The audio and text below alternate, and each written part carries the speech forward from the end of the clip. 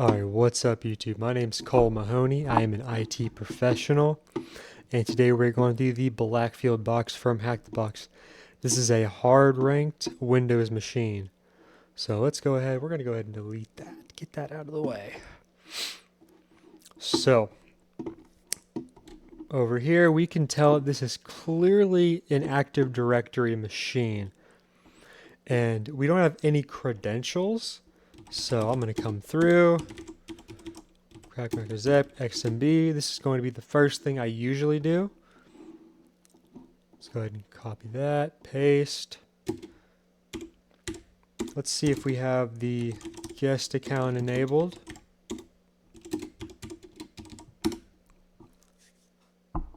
And we do.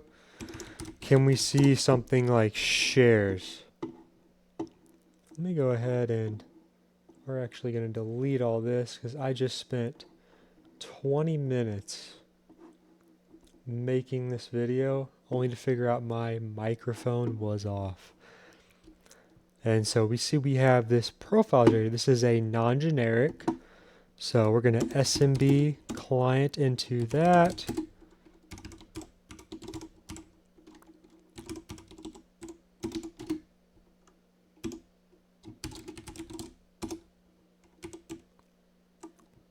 It would help if we put that.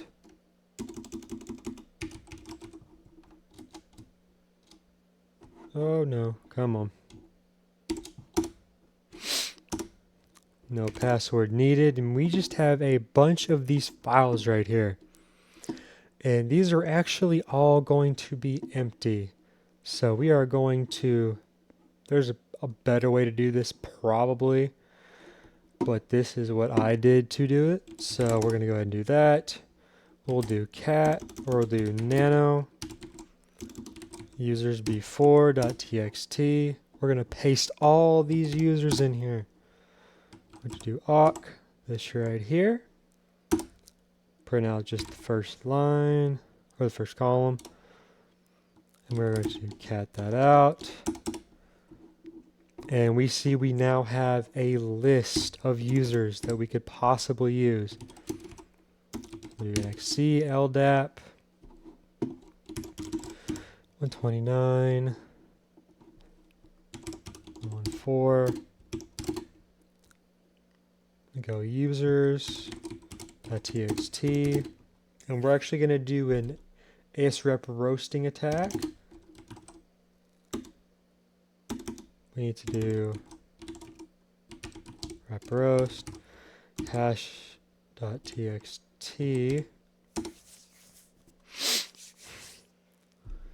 Everything works properly. This should work. There we go. So it's going to go through every single username. Every single one. And eventually we're going to get a hit on one of these.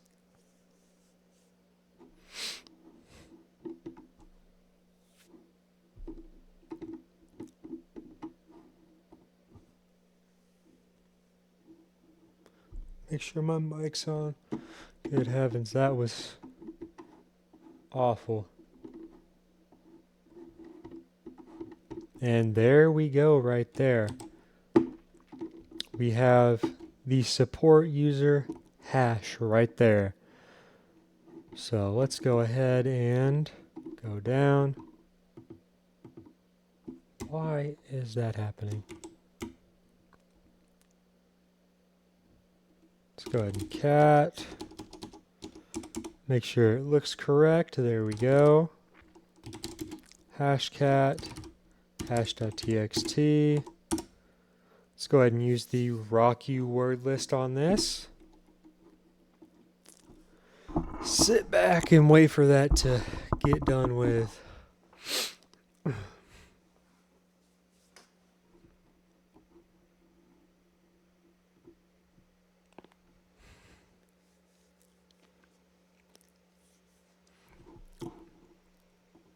All right, and here we go. And we have the password right there. Going to be some symbols and then Black Knight. And let's go ahead and go back to crap macbazek, SMB.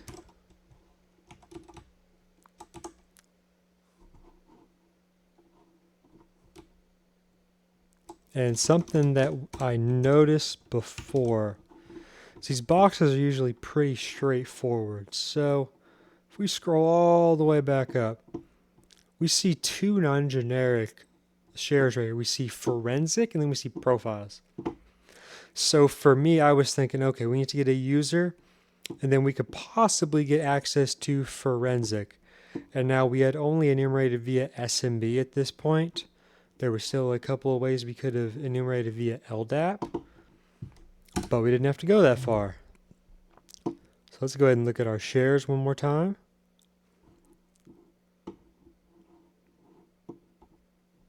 And we have nothing.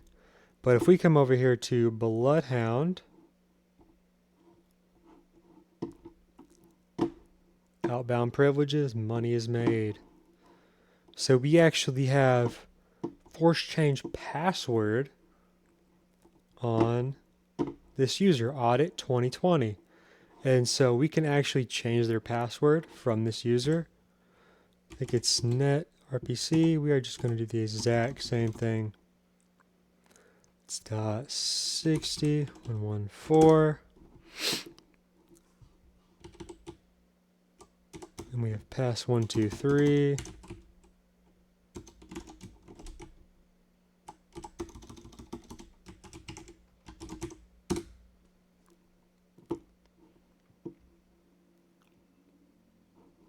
And there we go. Now we have access to the forensic share.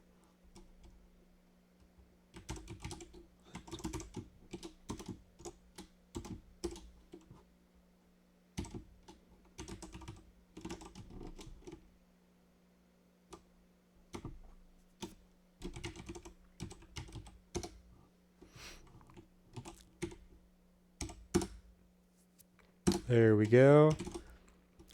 And we're going to want to go into memory analysis. Oh, jeez.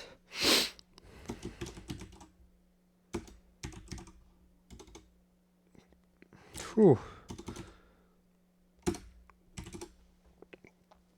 And something that kind of caught my eye was, I did go ahead and go through all of these files before, but I'm just going to go ahead and get the LSAS this time. Like, okay, well, maybe they dumped the LSAS or something like that. I don't know what I was thinking, but the word made sense. So let's go ahead and wait for that to get fully moved over. And then we will go ahead and unzip it.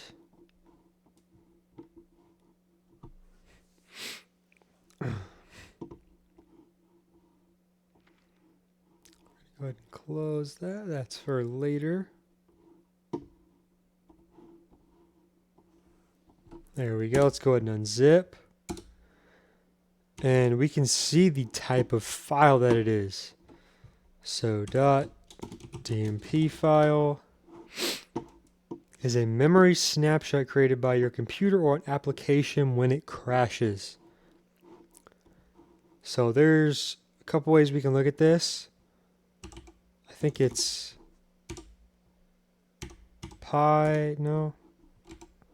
something like that. We'll go ahead and look it up.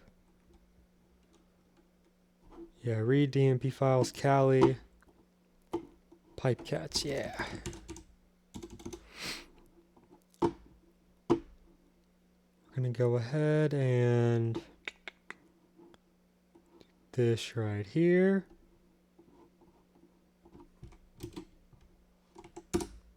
Same exact thing.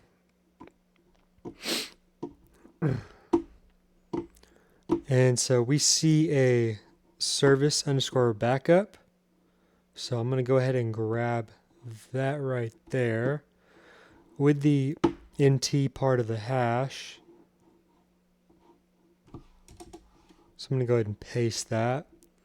And if you scroll down, something that got me was there is this administrator right here. But there's a couple things, there's a couple reasons why this isn't going to work, and we'll get into those just a little bit later. But if we want to, this was just through trial and error for me because I didn't want to try and crack it. Let's go ahead and 60. That 114. And now we have our first taste of the inside of the system.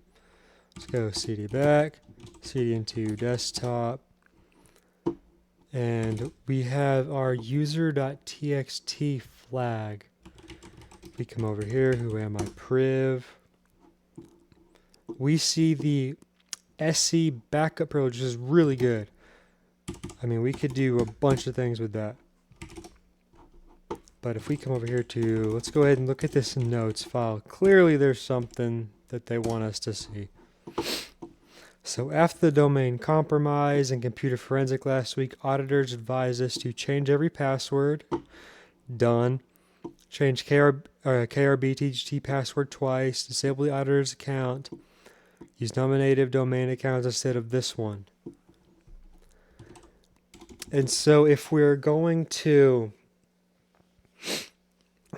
go through with the regular SC backup attack, where we dump the salmon system files, or we copy the salmon system files, and then we use secret stump, and then we get the hashes. It's not going to work in this sense, because passwords have been changed, and it's just not caught up yet, because that's local. But the ntds.dit file, that is going to be a live file with live passwords. And so we can actually go and grab that. And this is a really great sort of article that I found on this that really helped me get through this. Extracting a copy of the local SAM file using the diskshadow.exe in robocopy. So disk, what does disk shadow.exe do? So it lets users manage the volume shadow copy services. So basically we can create backups, copies, restore data snapshots, or recovery volumes. So technically with this, we're creating a copy. So it's going to be this right here. Let's go ahead and copy. Let's get everything going. We're going to make dir, make temp, cd and temp. Go ahead and paste that. Paste the next line. Oh gosh. Copy.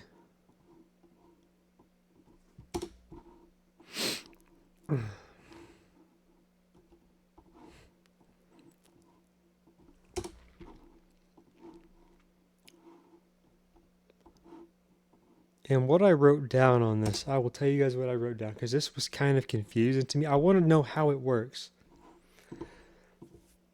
So we created a shadow copy of the C drive. Give it the alias temp, and we expose that snapshot as the Z drive. So if we run something like this, we will now have a Z drive. So if we go CD into Z, we don't have a Z drive. But if we paste that, we will now have a Z drive, which is pretty cool. And it's going to be kind of like a snapshot. CD, we're going to go back into the C drive though. CD back into temp. And we can use robocopy. So we're going to go ahead and get the system file, and we're going to get the ntds.dit file. Let's go ahead and grab that. ntds.dit. This is going to be in Windows ntds. So we have these files, and they are big files. They take forever to move over. So that is why I made this little secret folder. So we're going to cd into secret. Secret, there we go. And we're going to run mpacket.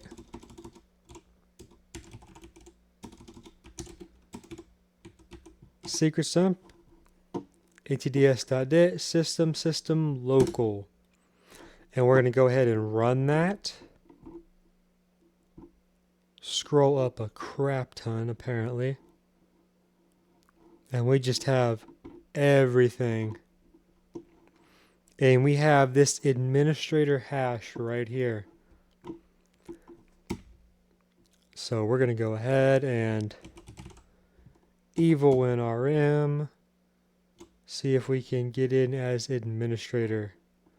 Make sure that's the right IP 60.114.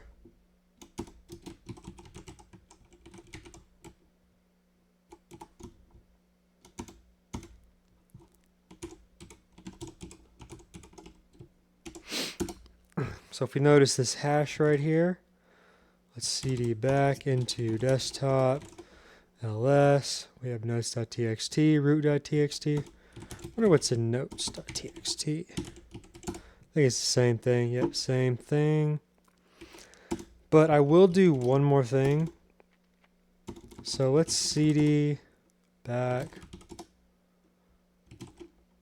Let's cd into the temp folder.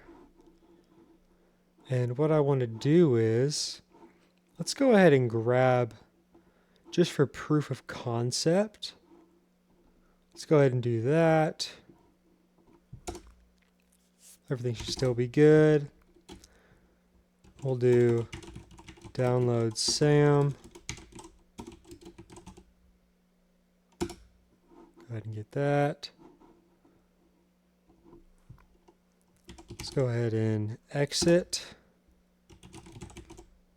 Mpacket, secrets dump, SAM.